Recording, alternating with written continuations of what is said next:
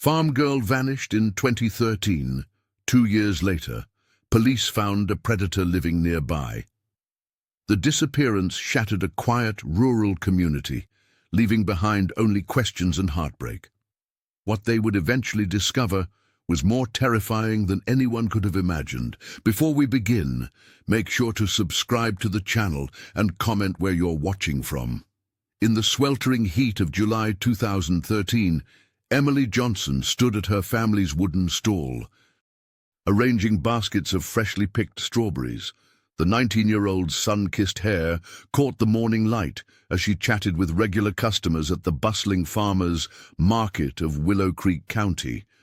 Her yellow dress with tiny white flowers fluttered in the occasional breeze, a stark contrast to the oppressive humidity that had settled over the rural community that summer. "Should be back before dinner," she had told her mother that morning, tossing the words casually over her shoulder as she loaded the last crate into their weathered pickup truck. It was a promise she wouldn't keep. By sunset, the Johnson family farm fell silent with worry. Emily's father paced the porch while her mother called neighbors. Michael Johnson, Emily's older brother, drove the same route to the market 3 times, scanning ditches and fields with increasing desperation. The family reported her missing by midnight. Sheriff Tanner arrived the next morning, his notebook open, but his mind seemingly closed. "Young girls get restless on farms," he explained with practiced sympathy. "We've seen this before. Probably met someone exciting, maybe one of those California boys who come for the harvest." The investigation, if it could be called that, lasted less than a week. Deputies interviewed market vendors who recalled seeing Emily packing up early, possibly talking to someone in a dark vehicle. One claimed she mentioned wanting to see the coast someday. That was enough for the authorities to classify her as a runaway. "Case closed," the sheriff announced, returning the photograph of Emily that had sat on his desk.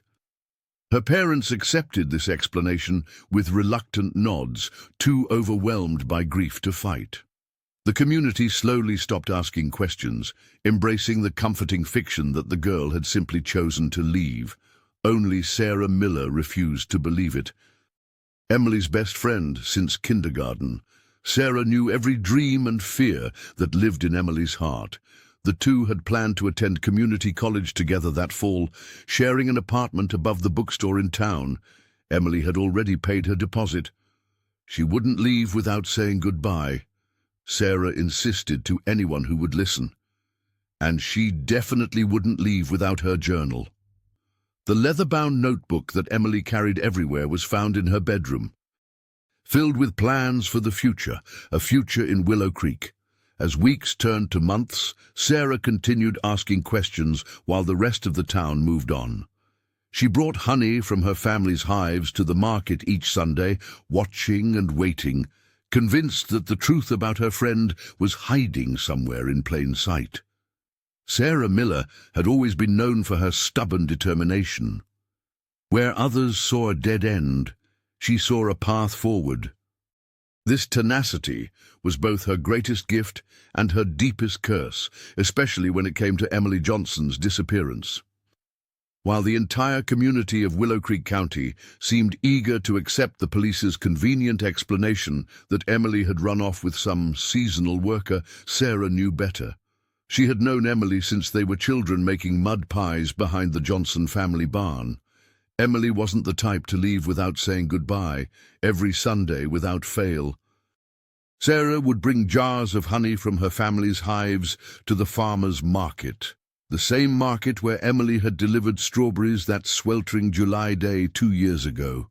As she arranged her amber-filled containers on the wooden table, Sarah would find herself glancing toward the dirt road that led back to the Johnson farm, the path Emily should have taken home, but somehow never did.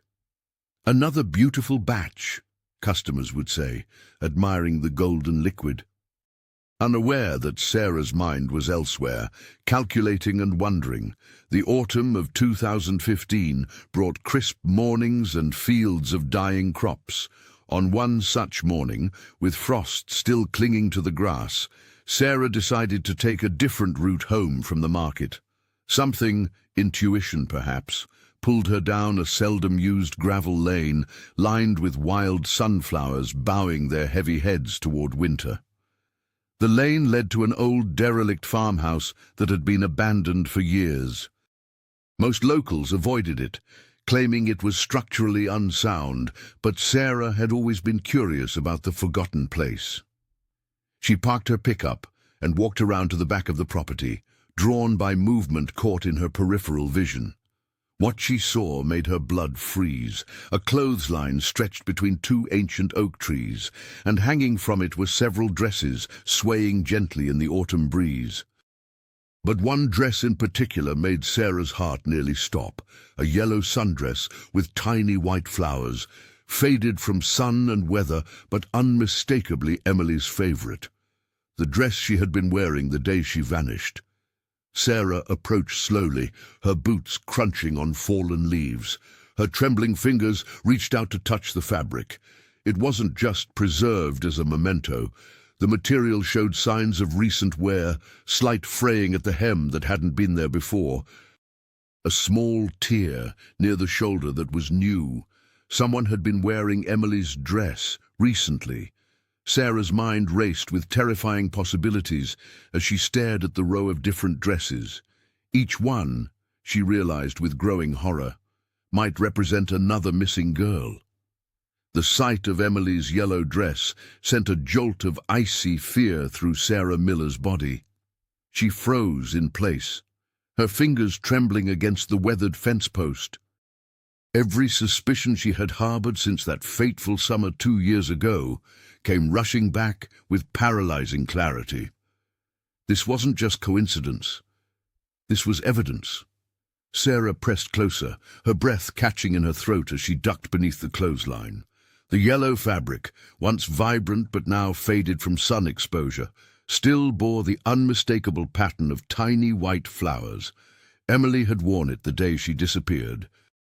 The young woman's heart pounded as she noticed 5 other dresses hanging alongside it, each one different in style and color, but all eerily out of place behind this derelict farmhouse that should have been abandoned. "Who lives here?" she whispered to herself, scanning the property with growing dread. The windows were covered with old sheets, and the yard showed signs of recent activity despite its overgrown appearance. Sarah pulled out her smartphone with shaking hands, carefully documenting each garment while staying alert to any sounds from the house. Without hesitation, she sent the images to Michael Johnson. Emily's older brother had spent the past 2 years burying his pain under layers of denial, throwing himself into farm work and avoiding any mention of his sister. When his device buzzed with Sarah's message, he nearly ignored it until he saw the preview image, that unmistakable yellow dress that had haunted his dreams. "It's just some old clothes, Sarah," Michael responded, his text message betraying none of the turmoil brewing inside him. "Probably belonged to whoever lived there before." Sarah called immediately. "That's Emily's dress, Michael. The one she was wearing when she disappeared. I would recognize it anywhere." His voice came through strained and distant. "It can't be. The police said she ran off to California." "The police were wrong," Sarah insisted, her voice dropping to a whisper as she crouched behind an old tractor. "There are other dresses here, too. Different sizes, different styles. Why would someone keep them hanging outside like this?" Michael fell silent, the implications too horrifying to voice. Something about Sarah's tone, the raw certainty in her words, unsettled him deeply. He had spent years convincing himself that his sister had chosen to leave, that she was living happily somewhere on the West Coast.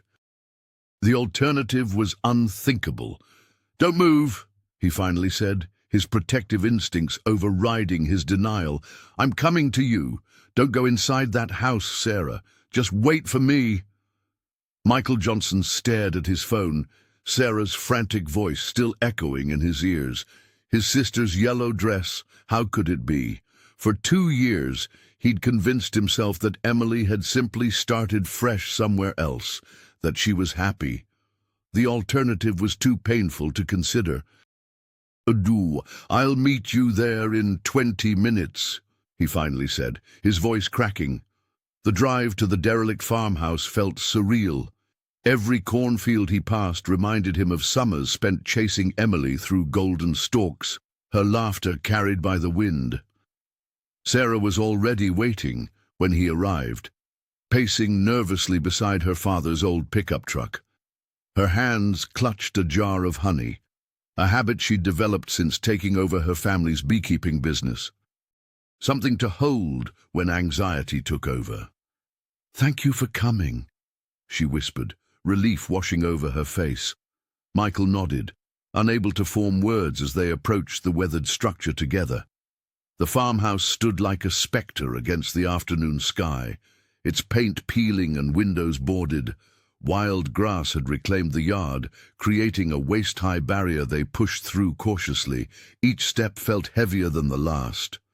"This way," Sarah directed, leading him around back, where laundry still hung like ghostly sentinels.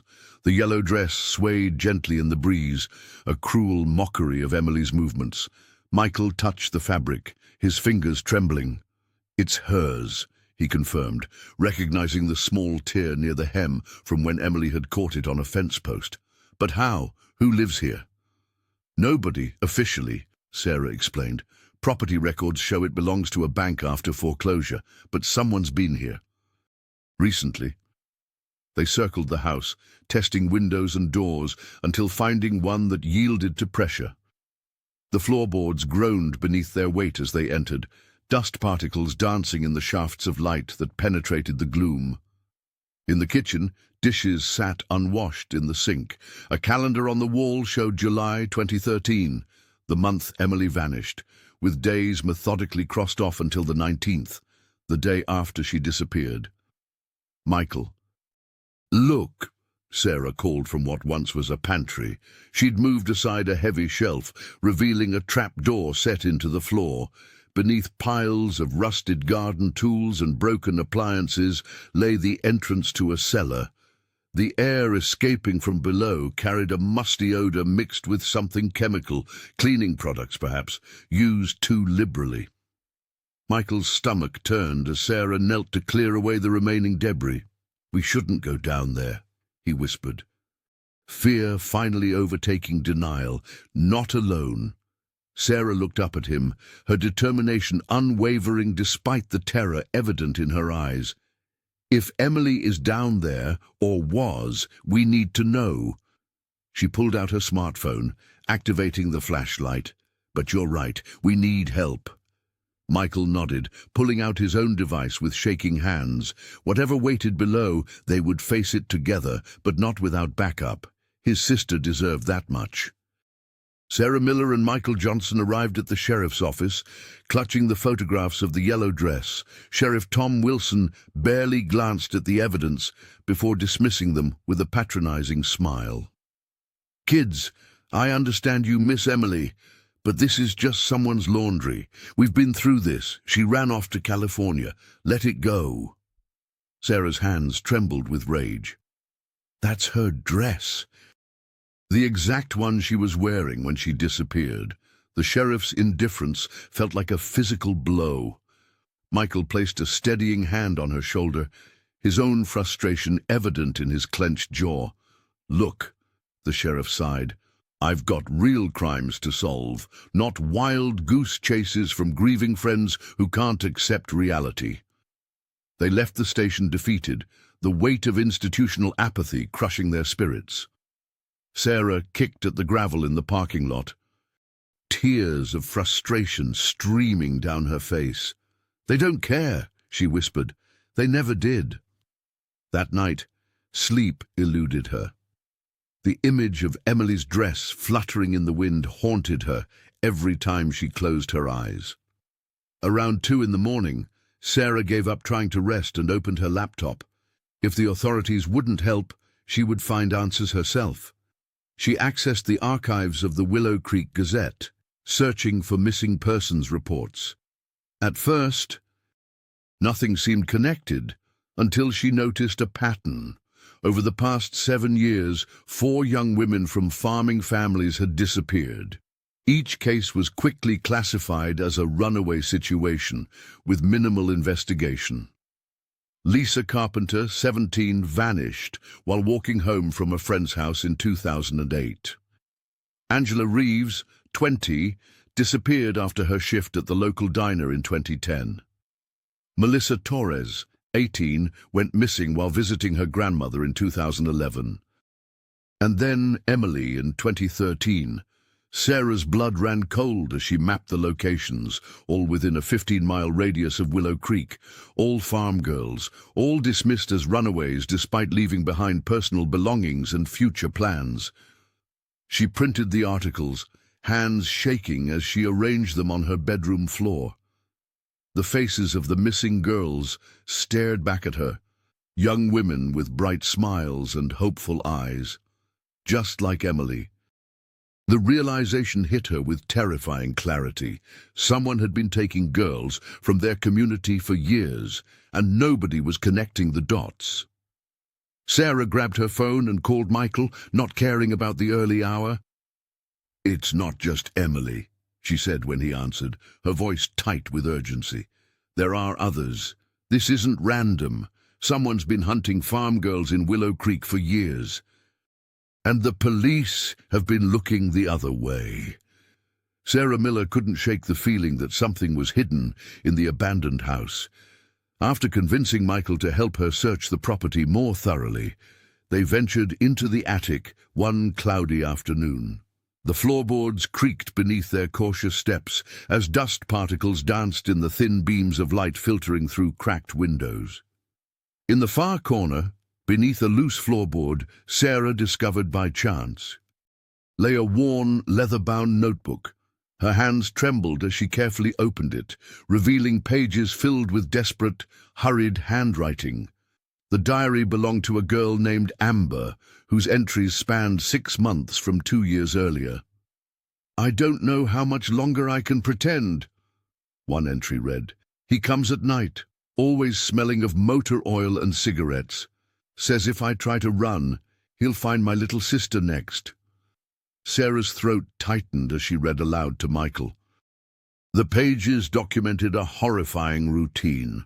Meals pushed through a slot, brief moments outside only at night, and the constant fear of punishment for any perceived disobedience. Amber had managed to hide the diary during her captivity, documenting everything she could about her captor. "He fixed my dad's tractor last spring," another entry revealed. "Everyone trusts Charles because he's been here forever. They'd never believe what he does when nobody's watching." Michael's face went pale. "Charles Davis, the mechanic." Sarah nodded, her blood running cold as the pieces clicked into place. Charles Davis had been Willow Creek's go-to mechanic for over 20 years. A fixture at community events, he was known for his fair prices and friendly demeanor. He fixed equipment at nearly every farm in the county, often staying for coffee and pie afterward. His shop sat at the crossroads, where 3 county lines met. A strategic location, Sarah now realized. "Remember how he always had candy for the younger girls?" Sarah whispered, recalling how Charles would pat their heads and tell their parents what fine young ladies they were becoming. The diary's final entry was dated just weeks before Emily Johnson disappeared.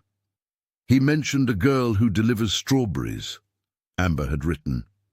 "Said she was special. God help her if he means what I think he means." Sarah clutched the diary to her chest, fighting waves of nausea. The trusted mechanic who had attended community barbecues, sponsored Little League teams, and fixed their families' vehicles for decades was hiding something monstrous behind his weathered smile and calloused hands. "We need to show this to someone," Michael said, his voice barely audible. "Who would believe us?" Sarah replied. "Well, Charles Davis is practically Willow Creek royalty."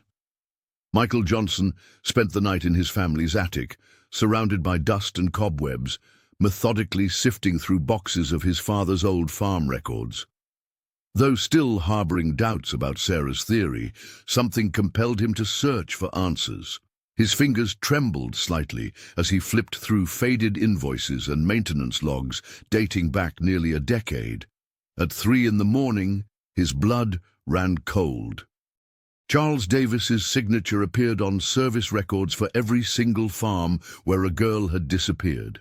The trusted mechanic had visited the Thompson property just 2 days before Katie vanished. He'd repaired equipment at the Evans farm the week Dorothy's daughter went missing, and most damning of all, he'd fixed the Johnson family tractor the very day Emily disappeared.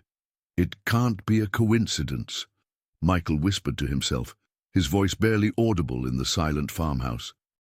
When dawn broke, he called Sarah Miller, his voice hoarse from lack of sleep. The young woman arrived within 20 minutes, her family's pickup kicking up dust along the country road. Together they spread the documents across the kitchen table, creating a timeline that made the pattern unmistakable.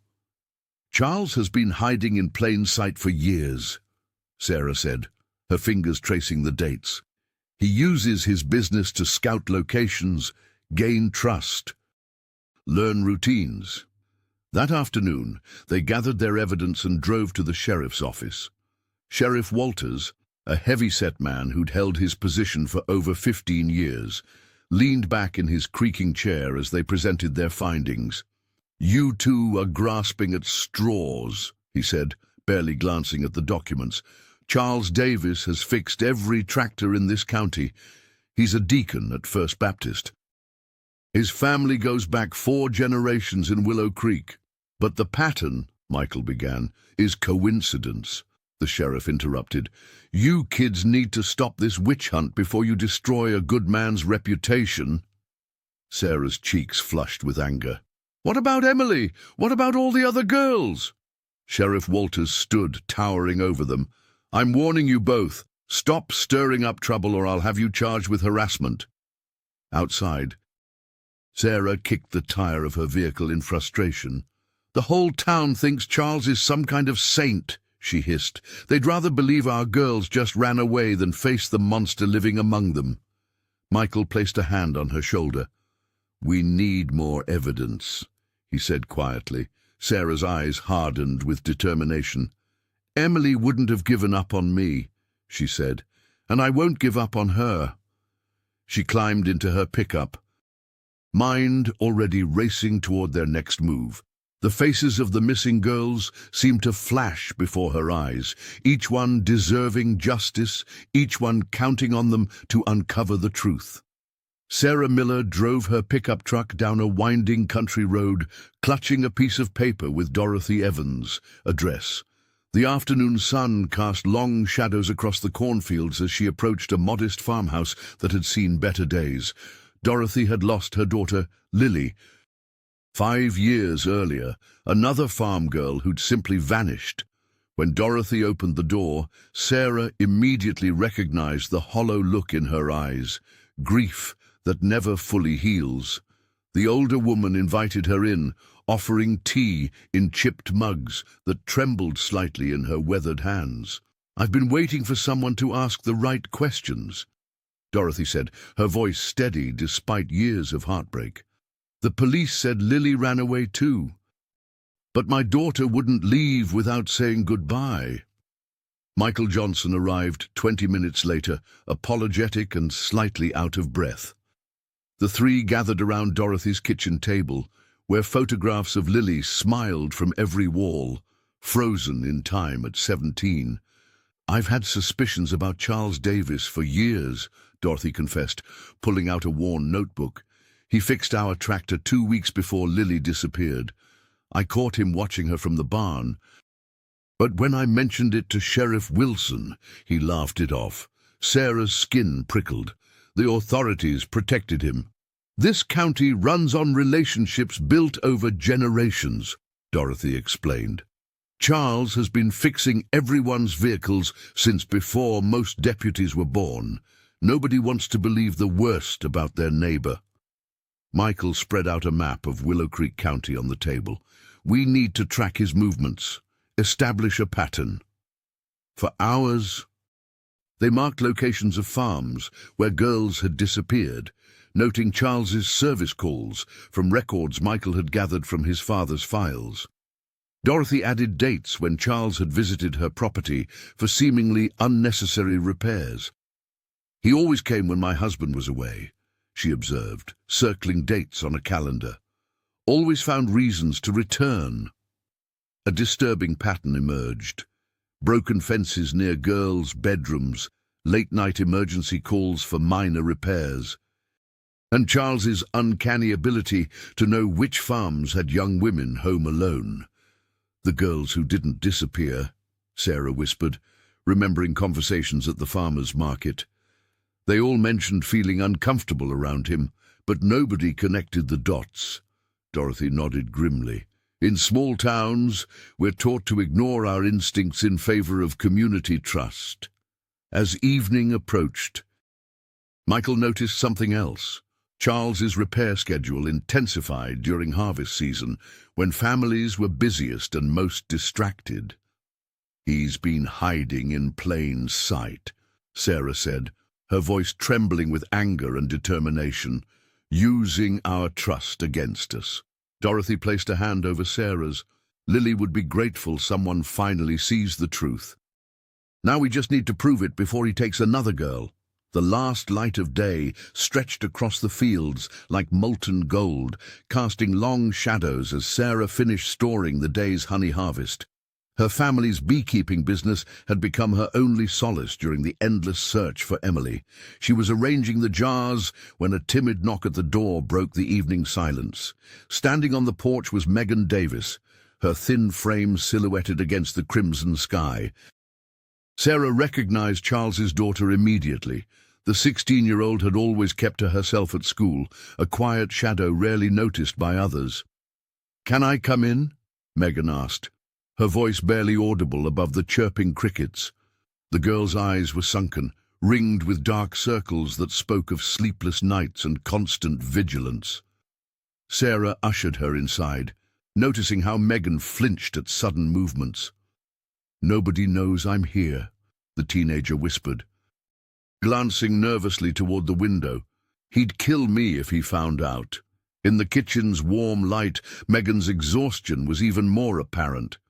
Her fingers trembled as she reached into her jacket pocket, producing a small, battered notebook with frayed edges. "My father keeps records," she explained, her words careful and measured. "He thinks I don't know about them, but I've been watching him for years. He has dozens hidden throughout our house, all with different codes."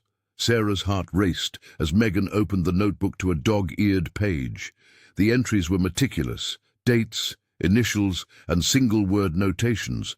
Most read "moved" or "gone."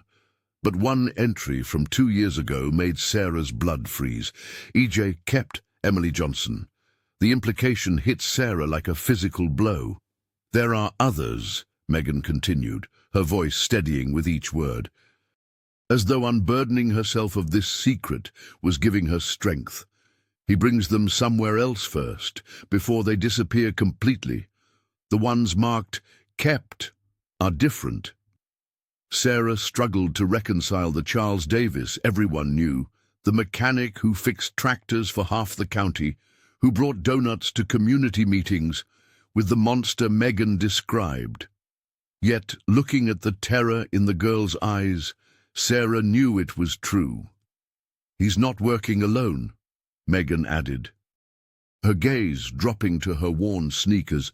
"There's someone else, someone who tells him which girls to take. I don't know who, but they're powerful enough that nobody ever questions them."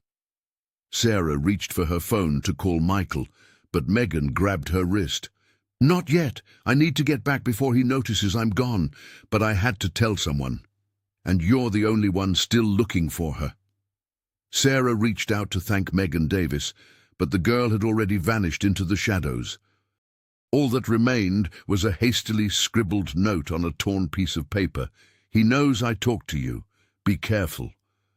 The words sent a chill down Sarah's spine.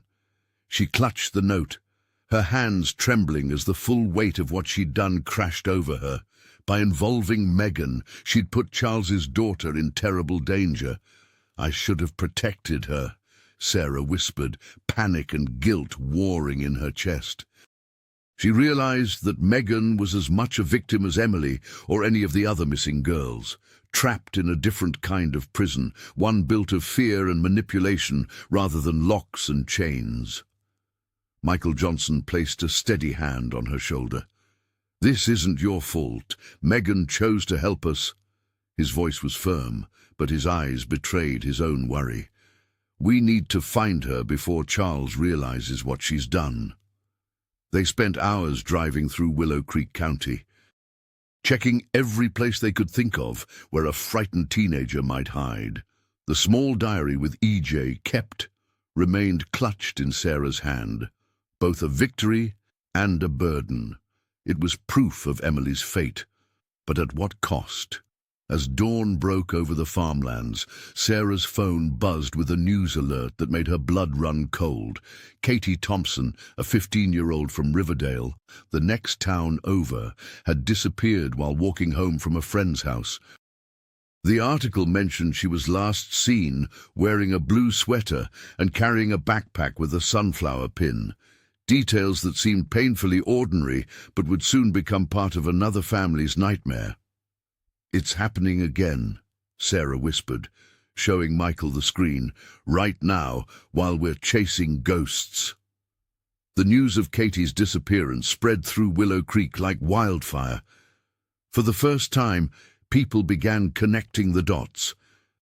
Mothers gathered in hushed circles at the farmers' market, fathers examined their property lines with newfound suspicion, and teenagers traveled in groups, casting wary glances at passing vehicles. The community's complacency finally began to crack. Sarah overheard Dorothy Evans at the general store, her voice carrying as she told anyone who would listen, "I've been saying for years something wasn't right. Now will you believe me?" Michael and Sarah redoubled their efforts, the urgency of Katie's disappearance driving them forward. They couldn't save Emily yet, not without more evidence, but perhaps they could prevent Katie from suffering the same fate. "We need to talk to Deputy Brown again," Michael said, determination hardening his features. "With Megan's evidence and now Katie missing, he has to take us seriously." Sarah nodded, her fingers tightening around the diary. "2 girls' lives depend on it." Sarah Miller slid the diary across the table to Deputy Robert Brown, her hands trembling with equal parts hope and fear. The young officer, barely 6 months into his position at the Willow Creek County Sheriff's Department, studied the evidence with furrowed brows. Unlike the other deputies who'd grown up alongside Charles Davis, Robert had no childhood memories or family debts clouding his judgment. "This is serious," he said, carefully turning the pages of Megan Davis's evidence. "But I need to warn you both. The sheriff has shut down every attempt to investigate Charles in the past." Michael Johnson leaned forward, his voice low. "We understand the risk, but my sister is still out there. We can't back down now." The deputy nodded, his expression grim. "Meet me tomorrow at the diner off Route 9. We'll need to be discreet." The following morning, they gathered in a corner booth, speaking in hushed tones as Robert revealed what he'd uncovered in the department's sealed files. 3 other missing persons cases had been prematurely closed, each girl labeled a runaway despite evidence suggesting otherwise. "Charles isn't working alone," Robert explained, spreading out a hand-drawn map marked with red circles. "These are properties owned by men who regularly meet with him. Businessmen, doctors, even a judge from the next county over." Sarah felt her stomach turn. "A network of buyers?" "I believe so," the deputy confirmed. "Their reputations make them virtually untouchable, the perfect shield." Michael stared at the map, recognition dawning in his eyes. "This property belongs to Dr. Whitman. He treated our livestock for years. And this one," Sarah pointed, "is owned by Principal Matthews from Oak Ridge High." As they connected the dots, The horrifying truth emerged. These weren't just random disappearances. They were calculated abductions to feed a network of predators hiding behind respected positions. Emily and the other girls had been treated as commodities, passed between these men like property. "The sheriff won't help us," Robert admitted. "He's either compromised or willfully blind, but I have a friend at the state police who might listen." Sarah clutched her coffee mug, knuckles white. "Bah, how many girls are still out there?" "Based on these records," Robert said, his voice barely audible, "at least 7 across 3 counties." Michael pushed away from the table, pacing the small space. "We need to move quickly. If they realize we're onto them, they'll disappear," Sarah finished, "and take the girls with them." The weight of their discovery settled over them, a sprawling network of evil hiding in plain sight, protected by the very institutions meant to keep the community safe. For the first time since Emily vanished, they understood the true scale of what they were fighting against. Megan Davis appeared at Sarah's doorstep 3 days later, her hands trembling and dark circles under her eyes. The teenager looked like she hadn't slept, but there was a newfound determination in her gaze that hadn't been there before. "I've made my choice," she whispered, as Sarah ushered her inside. "My father has controlled me my entire life. The emotional manipulation, the guilt trips, the fear. It was all to keep me silent about what he does." Michael Johnson arrived shortly after, bringing coffee from the local diner. The 3 huddled around Sarah's kitchen table, speaking in hushed tones, despite being alone in the house. "Charles doesn't know I took these," Megan said, sliding a folded paper from her jacket pocket. It contained crude maps of several locations throughout Willow Creek County, abandoned properties, storage units, and hidden rooms beneath seemingly normal structures. "He has 6 different places," she explained, pointing to markings on the paper. "This one behind the old grain silo is where he keeps most of his records." Her voice cracked on the last word. Sarah and Michael exchanged glances. The magnitude of what they were uncovering was overwhelming. "We should start with this one," Michael suggested, indicating a spot near the county line. "It's the most isolated." They drove in tense silence, the afternoon sun casting long shadows across the fields. The location turned out to be a storm cellar beneath an abandoned farmhouse, its entrance concealed by overgrown bushes. "He always keeps it locked," Megan warned, producing a key, "but I've been stealing his spares for years." The heavy door creaked open, revealing a narrow staircase descending into darkness. The smell of damp earth and something more unsettling rose to meet them. "Hello?" Sarah called softly, shining her flashlight down the steps. A faint whimper answered. What they found below shook them to their core. Huddled in the corner on a thin mattress was Sarah Adams, a girl from the neighboring county who had disappeared 3 years earlier. Everyone had presumed her dead. Sarah Adams flinched at their approach, her eyes wild with fear and disbelief. Her body was thin, her hair matted, but she was alive. "It's okay," Sarah Miller whispered, approaching slowly. "We're here to help you." The girl clutched a tattered notebook to her chest, her knuckles white. When she finally spoke, her voice was hoarse from disuse.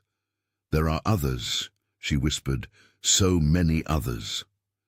As they carefully helped her up the stairs and into the vehicle, Sarah Adams began to share fragments of what she'd witnessed, conversations overheard through vents, names mentioned in phone calls, dates of arrivals and departures. Her journal contained it all, the missing pieces they needed to understand the full scope of Charles Davis's operation. "Emily," she murmured, looking at Michael. "I saw her 3 weeks ago. She's still alive." Sarah Adams clutched the tattered notebook to her chest, as if it were her last connection to sanity. The pages were filled with meticulous observations, fragments of conversations, names whispered in the dark, and dates that marked the rhythm of her captivity.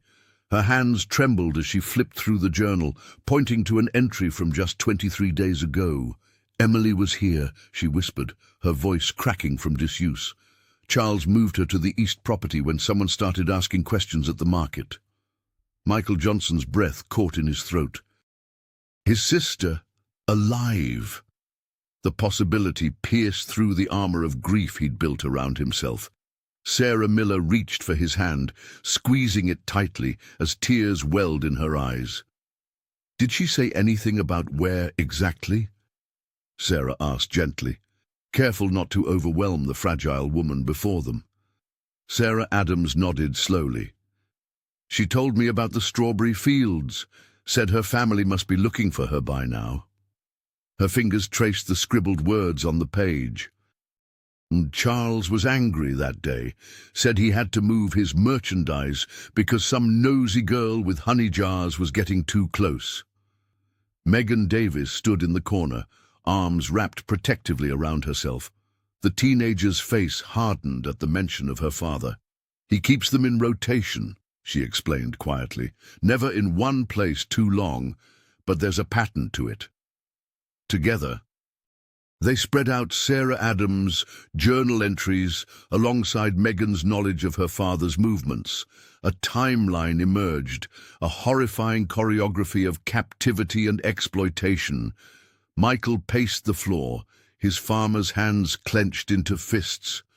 "Katie Thompson disappeared 4 days ago," Sarah Miller reminded them. "If Charles follows his usual pattern—" "She'll be at the old Miller property," Megan finished, pointing to a location on their makeshift map. "And Emily might be at the hunting cabin near Willow Creek." The realization that Emily might be within reach after 2 years of absence was overwhelming. Michael leaned against the wall, overcome with emotion. "We need to move fast," he said, his voice thick. Sarah Miller nodded, her determination unwavering. "Charles has a meeting with his buyers tomorrow night. If we're going to do this, it has to be before then." The group huddled together, formulating a desperate plan. Sarah Adams watched them with haunted eyes, clutching her journal like a shield. "Be careful," she warned. "He's not working alone. There's someone else, someone who gives the orders." As they prepared for the confrontation that would either save Emily and Katie or destroy them all, Sarah Miller couldn't shake the feeling that they were missing something crucial. Time was running out, and the predator they hunted had evaded justice for far too long. As autumn deepened, crimson leaves swirled across Willow Creek County, mirroring the turbulence in Sarah Miller's heart. The trio, Sarah, Michael Johnson and Megan Davis, had orchestrated a daring plan that hinged on the most unexpected ally, Emily Johnson herself. 2 weeks earlier, they'd discovered Emily was alive. The reunion had been tearful but brief. Emily's eyes held shadows that Sarah couldn't penetrate. The once vibrant farm girl was thinner now, her sun-kissed hair dulled by years without sunlight, but beneath her fragile exterior burned an unexpected resolve. "I can get close to him," Emily had whispered during their clandestine meeting in Deputy Robert Brown's vehicle. "Charles trusts me. He thinks he's broken me." Michael had immediately objected, his protective instinct flaring. "We're not using you as bait, we just got you back." But Emily's gaze had hardened. "I was never really back," she'd replied. And I won't be until this ends." The plan was dangerous, but elegant in its simplicity. Emily had convinced Charles Davis she was ready to help recruit other girls, to become his partner rather than his victim. The mechanic, whose reputation had shielded him for decades, believed her performance, a testament to how thoroughly trauma had taught her to hide her true self. "There's a meeting with buyers next Friday," Emily explained, her voice eerily calm. "Important men from 3 counties. Charles wants to impress them with his new assistant." Sarah watched her friend transform during these strategy sessions. slipping between the Emily she remembered and this new calculating survivor. Each transition cost Emily something precious, pieces of herself sacrificed to maintain the deception. Deputy Brown provided them with surveillance equipment, though he couldn't officially sanction their operation. "The department's compromised," he'd admitted. "Too many connections to Patricia Carter." On the night before the sting, Sarah found Emily sitting alone on the porch of their safe house, staring at the harvest moon. "You don't have to do this," Sarah said softly. Emily turned, moonlight catching the single tear tracking down her cheek. "Every night in that cellar, I imagined what I'd do if I ever got free. This is it, Sarah. Not just for me, but for Katie, for Sarah Adams, for all of us." Sarah took her friend's hand, noticing the slight tremor beneath Emily's forced calm. "Tomorrow, it ends," Emily whispered, squeezing Sarah's fingers. "One way or another. The price of freedom would be steep. Emily would have to suppress every instinct for self-preservation, every cry for justice that had sustained her through captivity. But as the autumn wind rustled through dying leaves, Emily's resolve only strengthened. She would reclaim her life by stopping the cycle, whatever the cost to her already fractured sense of self. On the night of the planned sting, the wind howled like a wounded animal, sending autumn leaves spiraling across the darkened fields. The storm brewing in the sky mirrored the tempest of emotions within Sarah Miller as she crouched behind a rusted tractor, her eyes fixed on the dirt road leading to the abandoned barn. Her fingers trembled slightly as she adjusted the communication device Robert had provided, the cold metal pressing against her palm. "Everyone in position!"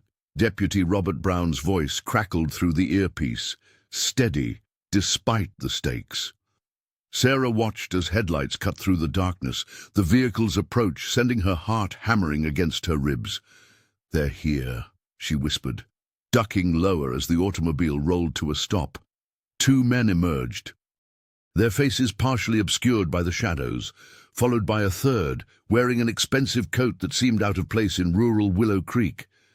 Inside the barn, Emily Johnson stood with practiced poise, her sun-kissed hair pulled back severely, her eyes vacant in a way that chilled Sarah to the bone. The 19-year-old had spent hours preparing for this moment, learning to suppress every flicker of emotion, every instinct for self-preservation. The yellow dress that had once defined her innocence was now replaced by clothes Patricia Carter had selected, dark, expensive, designed to appeal to the buyer's twisted preferences. "Gentlemen," Emily greeted them, her voice hollow yet controlled. "Ms. Carter sends her regards." The men circled her like vultures, speaking in coded language about merchandise and quality. Sarah felt bile rise in her throat as she watched through a crack in the wooden wall. One man reached out to touch Emily's face, and Sarah saw her friend's jaw tighten imperceptibly. With remarkable composure, Emily guided the conversation exactly as they had planned, extracting names, confirming connections to Patricia. When the eldest buyer mentioned bringing special requests for next month's meeting, Emily reached up to adjust her necklace, the signal they'd agreed upon. In an instant, chaos erupted. Michael Johnson burst through the side door, followed by Megan Davis and Deputy Brown, who announced themselves with authority. The buyers scrambled in panic, one reaching for something in his jacket. "Police! Hands where I can see them!" Robert's voice boomed through the barn as Sarah rushed to Emily's side, wrapping a protective arm around her friend's shoulders. Emily maintained her facade until the men were secured, then collapsed against Sarah, her body racked with silent sobs. "I did it," she whispered, her voice cracking. "I actually did it." Outside, the wind continued its mournful song, but inside the barn, something had shifted. For the first time in 2 years, Justice was no longer just a distant hope, it was becoming reality. The old barn exploded into chaos. Shouts ricocheted off the wooden beams as Emily's signal triggered the raid. Deputy Robert Brown burst through the side door, weapon drawn, while Michael Johnson and Sarah Miller rushed in from the back entrance. The buyers, men whose respectable faces had graced community fundraisers and school board meetings, scattered like roaches exposed to light. "Police! Nobody move!" Robert's voice boomed through the cavernous space, but the command was swallowed by panic and confusion. In the mayhem, Charles Davis spotted an opportunity. The mechanic slipped toward a narrow exit, his movements calculated and fluid despite the pandemonium. He'd escaped scrutiny for over 20 years. He wouldn't be caught now. But as he reached for the door handle, a familiar silhouette materialized before him. Megan Davis stood there, her slight frame blocking his escape, eyes burning with a lifetime of silent suffering.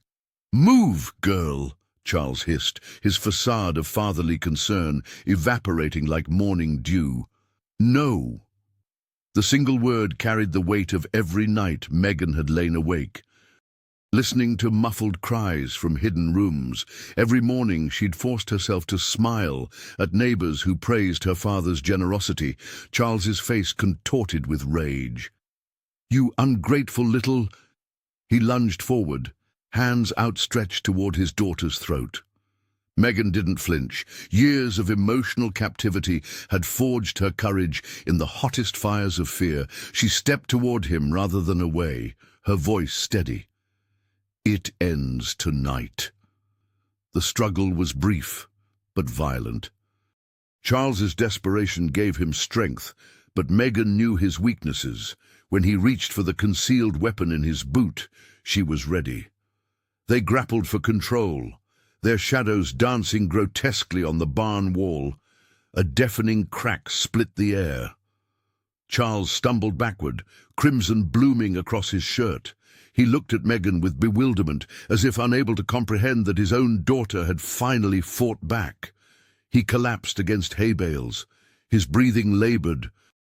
Michael and Sarah rushed over, while Robert secured the scene. "Where are the others?" Sarah demanded, thinking of all the missing girls whose families still waited for answers. "Tell us where you've hidden them."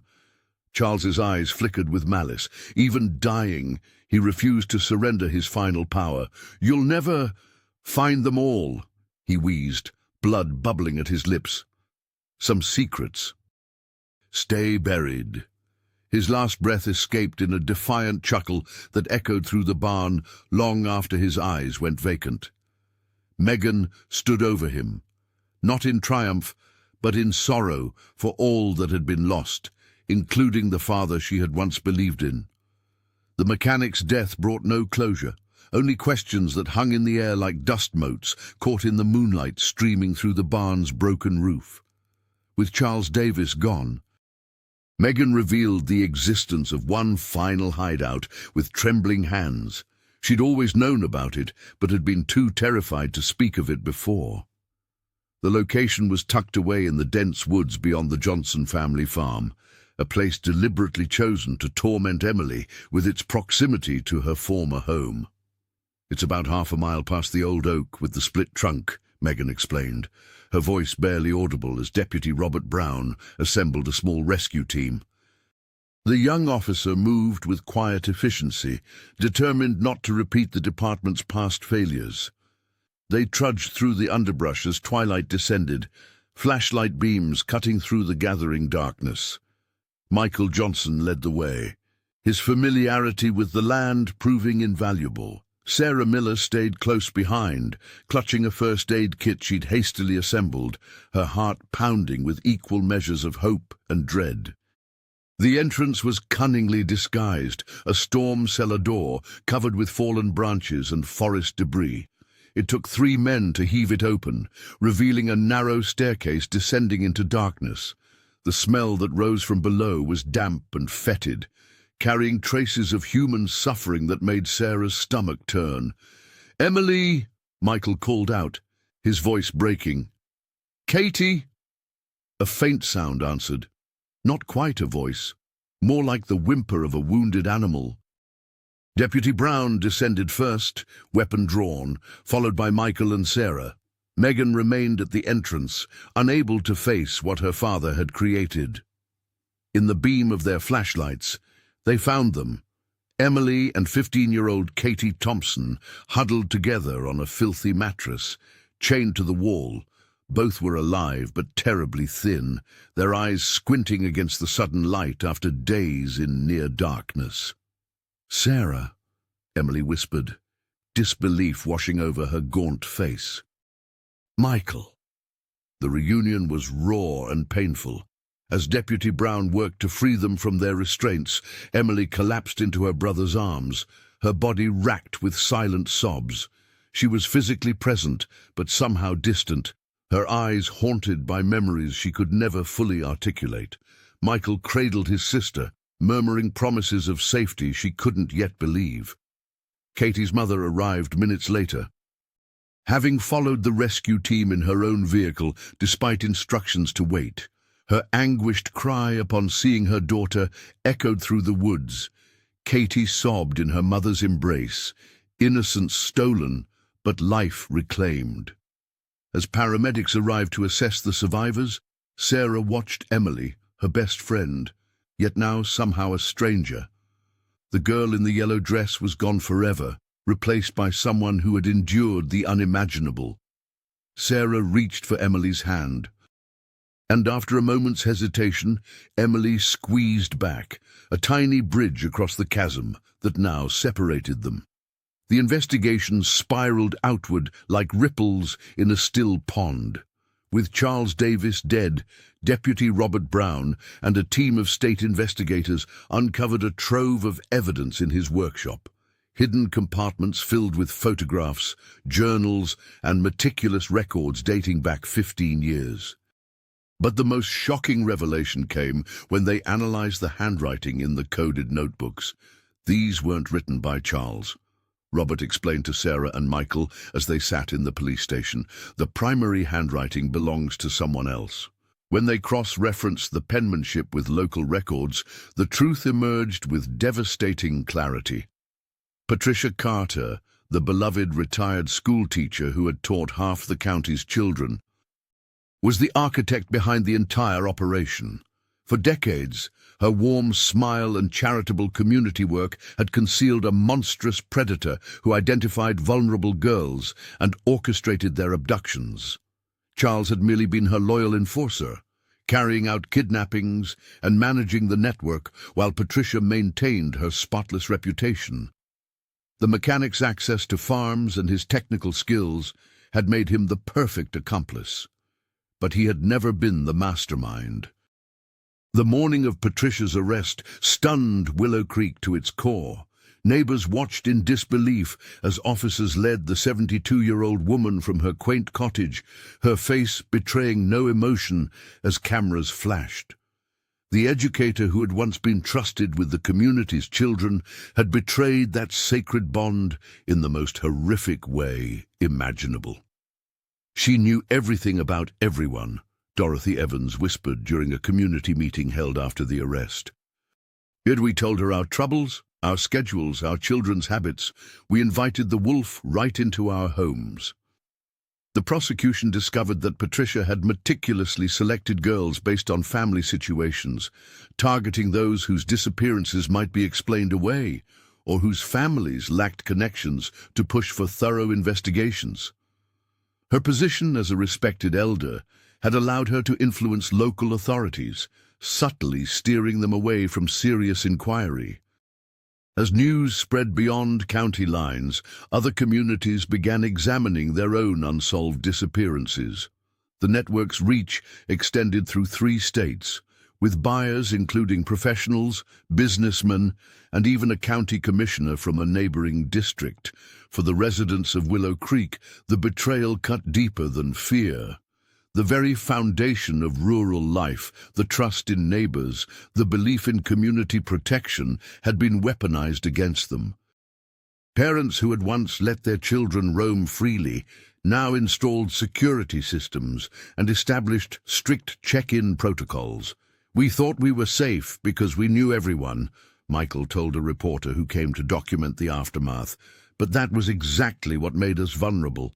Emily Johnson sat on the porch swing of her family's farmhouse, watching the sunrise with hollow eyes, 3 months since her rescue, and sleep still eluded her. Every night brought vivid flashbacks of the girls, whose names she'd memorized, but whose faces she'd never seen.